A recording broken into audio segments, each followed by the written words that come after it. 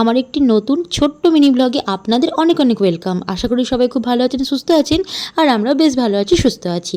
আর অনেক দিন কোনো রকম ভিডিও আপলোড করতে পারিনি, মানে ব্লগ দিতে পারিনি। তো ভাবলাম আজকে তো দিনটা বেশ সুন্দর, তাই আজকে একটা সুন্দর ভ্লগ আপলোড করা যাক। যাই হোক, গতকাল আমাদের এখানে খুব ঝড় বৃষ্টি হয়েছে, তার জন্য ওয়েদারটা একটু ঠান্ডা ঠান্ডা, সাথে মেঘলা। বসে গেছি 1 কাপ গরম গরম চা, আর শুধু চা নয়, সাথে আছে মুড়ি। আর এই কড়াইটা নিয়ে বসেছি কেন জানেন?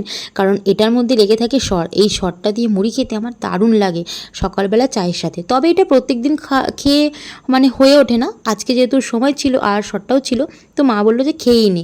আর মেঘটা দেখছেন কি সুন্দর, বেশ ঠান্ডা ঠান্ডা। রোদ্দুরটা আজকে মোটামুটি ওঠেই নি বলতে গেলে, তবে গরমটা কিন্তু হালকা ছিল। যাই হোক, ওদিকে কিট্টু ঘুম থেকে অনেক সকাল উঠে গেছিলো, তারপর একটু খেলাধুলা করে ও ঘুমিয়ে গেছে। আর এই সময়টা যেহেতু ও 1-1.5 ঘন্টা ভালোই ঘুমায়, তাই এই টাইমে আমি আমার সমস্ত কাজগুলো চটপট করে নিই। আর ওকে এই টাইমটা আমি দোলনাতেই বেশিরভাগ সময় শোয়াই, তাতে করে ও ঘুমটা খুব ভালো এনজয় করে। যাই হোক, ফেসবুকে যারা আমার ব্লগগুলো দেখছেন কমেন্ট করবেন কেমন জানাচ্ছেন, আর ইউটিউবে বলবো যারা আমার ব্লগগুলো দেখছেন অবশ্যই কমেন্ট করে জানাবেন কেমন দেখছেন।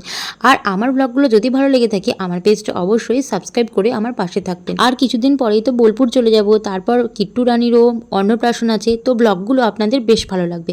তখন মোটামুটি টাইম পাবো ব্লগগুলো আপলোড করার, বিভিন্ন রকমের রান্নার। আমার ঘর, যারা আমার নতুন আছেন পেজে তারা তো অনেকেই দেখেননি, এখন তো আমি আমার মায়ের বাড়িতে আছি, তাই অনেকেই কিন্তু নতুন, তো তাদের আশা করি আমার ব্লগগুলো ভালো লাগবে। এদিকে কিট্টুর সমস্ত জিনিসপত্রগুলো আমি গুছিয়ে অর্গানাইজ করে ফেললাম। তো এটা প্রত্যেক দিন করতে না একদমই ভালো লাগে না, খুবই ক্লান্ত লাগে। এখন মায়ের কাছে আছি তো কোনো অসুবিধা হচ্ছে না, এরপর তো আবার চলে গেলে খুব প্রবলেম হবে। যাই হোক, এই ছিল আমার সুন্দর রুমটা গোছানোর পর। সব কিছু জিনিসই অর্গানাইজ করার পর, সুন্দর করে গুছিয়ে রাখার পর দেখতে বেশ ভালোই লাগে। আর এই কর্নারটা হচ্ছে কিট্টুর আর আমার দুজনের মিলিয়ে একটা কর্নার বানিয়েছি, যেখানে ওর আর আমার সমস্ত জিনিসপত্রগুলো হাতের কাছেই থাকে। যাই হোক, একদিন আমাদের পুরো বাড়িটার রুম ট্যুর আপনাদের সাথে শেয়ার করবো চলে যাবার আগে, কারণ ইউটিউবে যারা আমার নতুন বন্ধুরা আছেন তারা কিন্তু অনেকেই জানেন না। ওদিকে সকালে মা দেখি জলখাবারে বানাচ্ছে লুচি। রবিবার দিন সকালবেলার জলখাবারে লুচি দেখলে মনটা কিন্তু বেশ ভালো হয়ে যায়। তবে আমাদের বাড়িতে ওরকম কোনো ব্যাপার না, যেহেতু আজকে অমাবস্যা, আমার বাবা অমাবস্যা উপবাস করে, তো সেই দিনকে হচ্ছে বাবা অন্য কিছু খাবার খায় না, লুচি পরোটা রুটি এগুলোই খায়। তবে বাবা লুচিটা খায় না, তো মাকে বললাম আমাকেই কটা লুচি ভেজে দাও। তো বসে গেলাম সকালবেলা জলখাবারে লুচি খেতে। আর মাঝে মাঝে সকালবেলা জলখাবারে লুচি আর কুমড়োর তরকারি খেতে বেশ ভালোই লাগে। আমার আবার কচুরি খেতে খুব ভালো লাগে, কচুরি আমার খুব প্রিয়। যাই হোক, আমি এখানে স্নান ধান করে নিয়েছি, কিট্টু যেহেতু ঘুমাচ্ছে, তো আমার আবার ঠাকুর প্রণাম আছে, তো ঠাকুর প্রণাম করে আমি কিট্টুকেও স্নান ধান করিয়ে দিয়েছি। আজকে স্নান করিয়ে ওকে আমি আর ঘুম পাই। একটা ছোট্ট জিনিস আপনাদের সাথে শেয়ার করি, আমি প্রচণ্ডই গাছপ্রেমী মানুষ, তাই জন্য ফল ফুলের গাছ আমার কাছে খুব প্রিয়। আর এই গাছটা আমি নার্সারি থেকে কিনে নিয়েছিলাম প্রায় 2 বছর আগে। তারপর যখন কলা ফলেছে আমার মনটা এত খুশিতে ভরে গেছে না, নিজের হাতে গাছ লাগিয়ে সেই গাছে যখন ফল ধরে বেশ ভালোই লাগে, তাই না?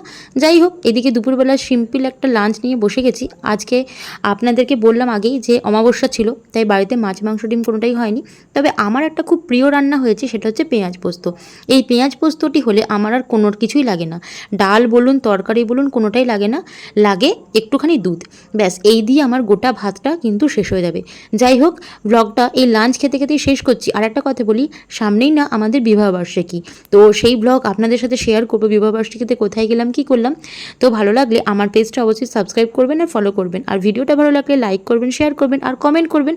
আর সবাইকে বলবো সবাই ভালো থাকবেন, সুস্থ থাকবেন, সাবধানে থাকবেন। দেখা হচ্ছে আবার একটা নতুন ভিডিওতে। সবাইকে বাই।